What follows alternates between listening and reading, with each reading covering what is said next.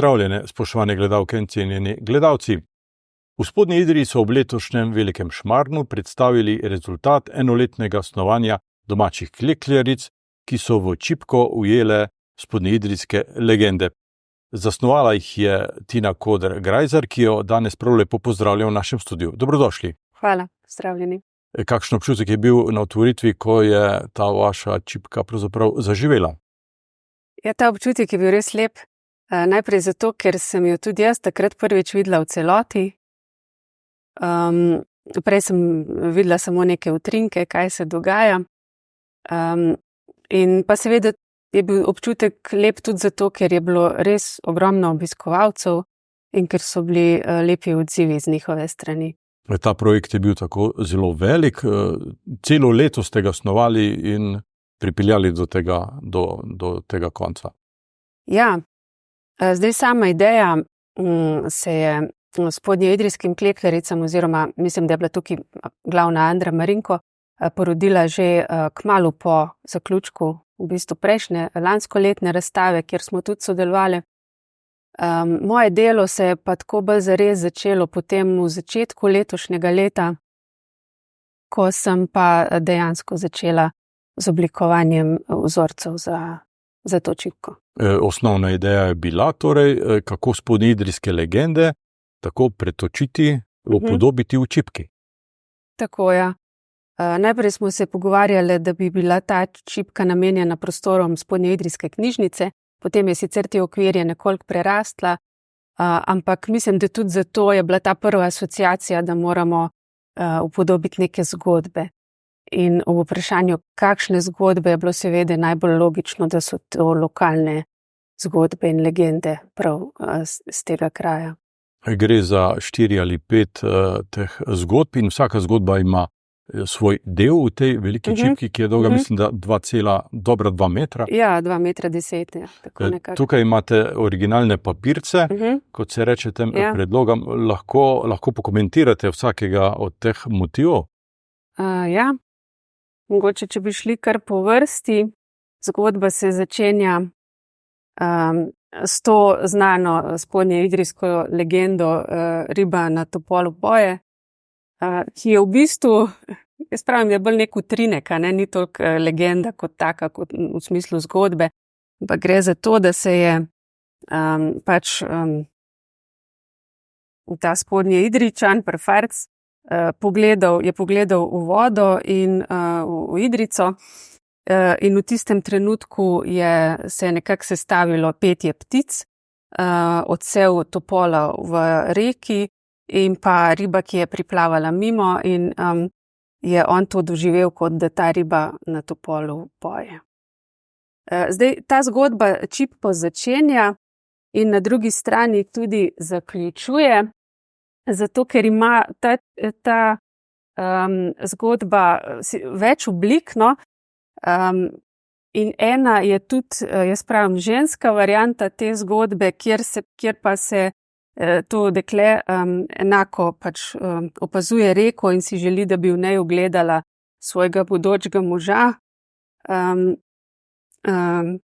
Se pravi, to je potem nekako zrcalna podoba te iste zgodbe. Tudi ona se vede v reki namesto tega obraza, ki sem ga jaz sicer nakazala, zagleda samo te ribe, ki plavajo po Idrijci. Naslednja zgodba je o Turkih, ki naj bi v Spodnji Idriji bili. Ta je najbolj, recimo, dramatična zgodba v tem nizu, ker gre za to zgodbo, kako so Spodnjeidrijčani pregnali Turke, ki so želeli osvojiti vas, in kako so potem te Turki tudi utonili skupaj s konji v narasli Idrijci. To se mi zdi en tak dramatičen moment, ki se ga da lepo povezati v tem s to reko spodaj.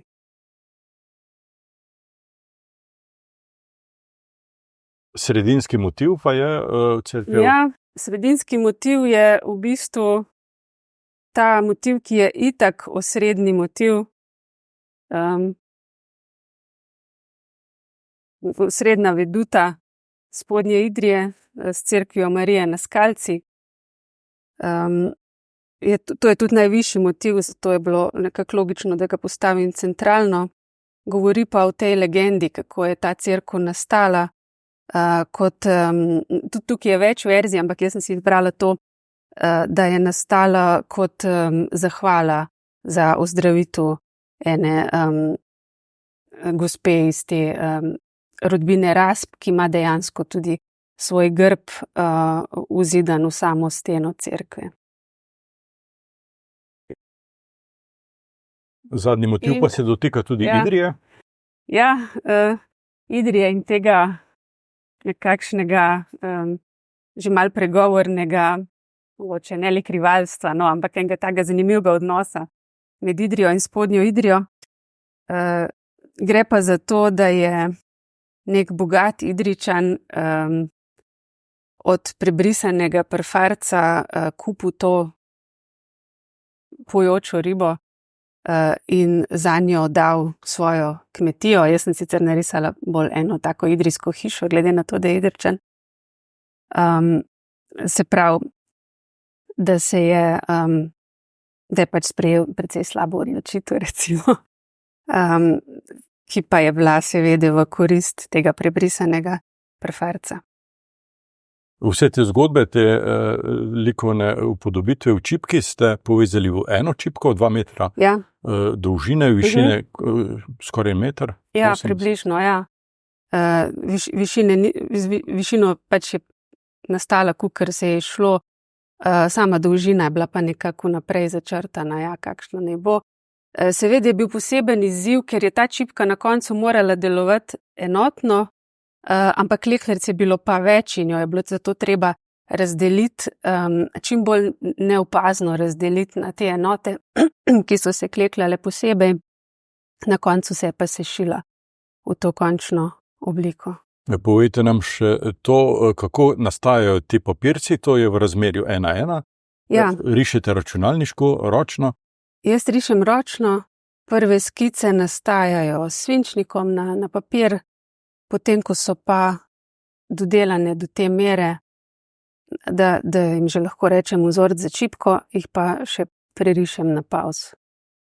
Ko smo gledali čipko v Spodnji Idriji, je bilo očitno, da je bil uporabljen različen material, nekaj je bilo lanu, nekaj je bilo običajnih sukancev. Pa me zanima to, ali že v fazi snovanja čipke določite, kakšen material bo v katerem delu čipke? Ja, absolutno, zato ker je to treba potem pri samem risanju upoštevati. Debelino materiala, ki vpliva na gostoto postavkov. Tukaj je bil izziv tudi ta, da sta bila ta dva materiala zelo različne debeline in da je bilo treba potem uskladiti to kvačkanje med enim in drugim, ampak kakor sem izvedela potem od klekljaric, sem to kar dobro zadelala, tako da niso imele veliko težav s tem. Zanimivo je bilo tudi to prepletanje elementov, v nekaterih delih bi lahko rekli, da je čipka kar stopila ven, je postala prostorska, tridimenzionalna. Ste tako zasnovali? Ja, jaz imam zelo rada to plastenje. Zdaj seveda, kadar klekljam sama, mi je nekoliko lažje, ker točno vem, kako si predstavljam, kaj mora biti spredi, kaj mora biti zadej. Tukaj smo rabili pač to komunikacijo, no, vsaj osnovno, katere stvari naj bojo na licu čipke spredi, kar pomeni, da morajo biti narejene najprej, ampak glede na to, da so klekljale zelo izkušene klekljarice, so to izpeljale točno tako, kot sem si tudi jaz zamislila. Posebej ribe so v nekaterih delih tako kar kukale ven iz čipke. Ja, ta spodnji del, recimo ta zgornji del je bolj naturalističen, bolj natančno izrisan, medtem ko ta del reke sem pa želela, da že malo kar prihaja v abstrakcijo, recimo, da se res samo ob pozornem opazovanju izluščijo te motivi, kakor je recimo riba, pa še te so zelo stilizirani. Uporabljen je bil lan debeline 18 in bombaž debeline 30. Je to debelina ali kakšna drugačna oznaka? To je debelina. To je debelina. Ja. Bombaž 30 je recimo take material, ki je nekako najbolj značilen za idrijsko čipko v ozkem risu, medtem ko je bil ta lan pa malo bolj neobičajen, redkeje uporabljamo toliko debel material. Ampak smo želeli, jaz sem si to želela po eni strani zaradi same grafike, da imamo malo tega kontrasta, po drugi strani pa tudi zaradi trdnosti, ker je čipka le toliko velika in mora neki dati oporo, in debelejši material jo sigurno da malo več stabilnosti tej teksturi. Niste se pa odločili za uporabo barvnih sukancev? Ja, to je bil en razmislek tukaj, ampak glede na to, da je tak poudarek na grafiki, da je toliko enih detajlov, se mi je potem na koncu zdelo, da bi bila barva absolutno, da bi bilo pretirano uvesti še eno prvino, no, kot je barva, ki je pa sploh zelo dominantna v vsaki kompoziciji. 7 klekljaric in 500 ur dela. To je veliko. To je ogromno, ja. In moram reči, da je tudi zame poseben užitek, da lahko s tako ekipo speljem en tak večji projekt, ki ga pač sama absolutno ne bi mogla, tudi če bi recimo narisala nekaj tako velikega v doglednem času, pač si ne predstavljam, nimam tega časa, ne. S tako ekipo se pa da tak projekt speljati. In to je tudi meni kot oblikovalki v veliko veselje. Kaj pa oprema? Običajne bule najbrž ne zadoščajo za tak projekt. Ne. Ampak ni to, mislim, da že kar navajene klekljati čipke večjega formata in imajo v društvu klekljaric idrijske čipke tudi primerno opremo. Tako da to ni bila večja težava. Že prej sva povedala, da gre za kolektivno delo. Poglejmo, kaj o projektu menijo Andra Marinko, Anica Uršič in Valerija Pavšič. In ta projekt je bil enkraten. Jaz sem že prej sodelovala, sodelujem s študenti iz fakultete, tako da mi ta projekti taki niso tuji. Rada sodelujem v tem. Res moraš biti pa povezan z vsemi delavci, vsemi tistimi, ki to projekt delajo, resarji, in vse to, da se združiš pa klekljarce, kar oni zahtevajo. To je bil tanek pa debelejši sukanec, kaj se prej naredi, a se s debelejšim sukancem prej dela, pa pol iz tankam ali tako obratno. In še, kaj je bilo 5 risb, vsaka je delala eno risbo, to je 5 delov. In kako se tu povezuje, da je lepo šlo, da smo postavke tako dela, da je tista, kaj šivala, lepo skupaj dela. Ja, res je. Zato smo že, predno smo se lotili klekljati, naredili nekaj poskusnih vzorcev z različnimi debelinami sukancev in različnimi barvami. Tudi dokončno smo se odločili za lan, to je debelejši, številka 18 in tanjši sukanc bombaž, številka 30. Tudi pri samem klekljanju s temi dvemi sukanci so se pokazale specifike, ker je že samo zategovanje lana drugačno, težje, pa pol prekvačkanje iz debelejše v tanjšo nit in obratno oziroma zanko. Pol je bilo potrebno določiti, kje se bomo lotili klekljati posamezen motiv, kaj najprej sklekljati, ker se čipka na večjih delih prekriva zaradi same izraznosti. Jaz pravim, v taki čipki jaz uživam. Daš vse svoje možgane v čipko. Tu nisem preplet prekrižaj, posukaj prekrižaj, ampak je še veliko več. Ja, občutek je dober, sigurno je dober. Ponosni smo, ki vse smo ustvarili, ponosni smo na marsikaj v tem projektu in sicer to, da smo zelo veliko sodelovali tudi z mladimi. To sodelovanje mlajše generacije in pa izkušenih klekljarcev se je pokazalo za zelo dobro. Sodelovali smo tudi s ženskim pevskim zborom Ptice, ki so premierno zapele to uglasbitev Riba na topolu poje. Ostale pa nam bojo, zavedno nam bo ostala ta inštalacija, za katero upamo, da bo našla prostor v enem izmed na mestu v kraju Spodnja Idrija. Ostala nam bo ta knjiga, ki jo bo lahko tudi vsak dobil, če bo želel. Ostala nam bo tudi ta pesem, ki upam, da bo še dolgo pozvanjala v naših ušesih s to nežno melodijo. In pa občutek, da smo nekaj dobrega naredili za sam kraj, za Spodnjo Idrijo, za bodoče prebivalce, za starejše prebivalce, ki še vsa ta izročila pomnijo. Tako pravijo klekljarice. Delite tudi vi ta občutek, da ste naredili nekaj dobrega?